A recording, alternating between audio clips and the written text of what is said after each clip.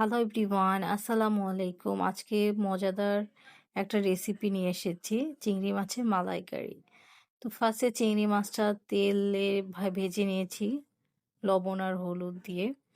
তো ওই তেলটার মধ্যে আরেকটু তেল দিয়ে গরম মশলা দিয়ে ভালো করে ভেজে নিলাম।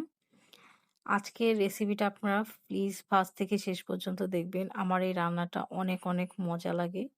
আমার হাতের রান্নাটা আমি নিজেই খেয়ে অবাক হয়ে যাই যে আমি এত ভালো রান্না করতে পারি।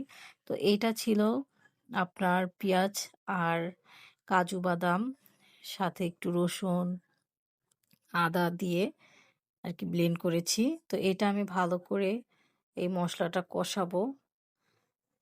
সাথে একটু কাঁচামরিচ দিয়ে দিলাম। মশলাটা ভালো করে কষায় একটু পানি দিয়ে দিলাম, কারণ নিচে লেগে যাচ্ছিল।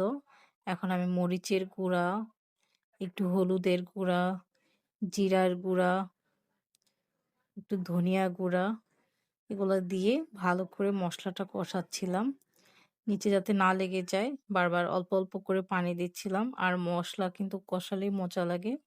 আর চিংড়ি মাছের মালাইকারি, চিংড়ি মাছ আমার এত এত পছন্দ, মানে কি বলবো, চিংড়ি মাছ দেখতেই লোভনীয় লাগে সত্যি। তো আমি হচ্ছে এখন পানি দিয়ে আবার কষাচ্ছিলাম মশলাটা ভালো করে। কষালেই নাকি মজা লাগে, সেজন্য আমি ভালো করে কষাই। আর আমার চিংড়ি মাছ রান্নাটা সত্যি বরাবরই মজা লাগে। আমি সাথে একটু চিনি দিয়েছি আর লবণ দিয়েছি। এখন আমি কোকোনাট মিল্কটা দিয়ে দিলাম। এটা পুরাটাই দিয়ে দিয়েছি, কারণ আমার ১ কেজি চিংড়ি মাছ, সেজন্য আমার পুরো ক্যানটাই দিয়েছি। ভালো করে আমি এই কষাবো। আর ঝোলটা একটু ঘন ঘন হলে পরে আমি চিংড়ি মাছটা দিয়ে দেব। তো আমি ভালো করে নাড়া দিচ্ছিলাম, সাথে একটু ঘি দিয়ে দিলাম। এখন ভালো করে কষানো হয়ে গেছে, একটু ইয়া ঝোলটা শুকিয়েও গেছে। তো আমি এখন চিংড়ি মাছগুলা ঢেলে দিব এর মধ্যে।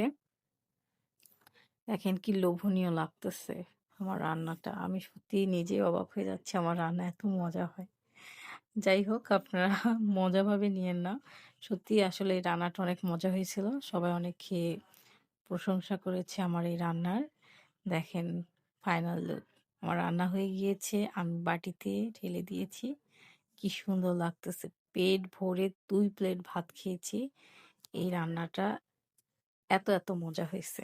চিংড়ি মাছের মালাইকারি আপনার বাসায় ট্রাই করে দেখতে পারেন আমার রেসিপিটা। একদম সিম্পল ভাবে রান্না। সবাই ভালো থাকবেন। আল্লাহ হাফেজ।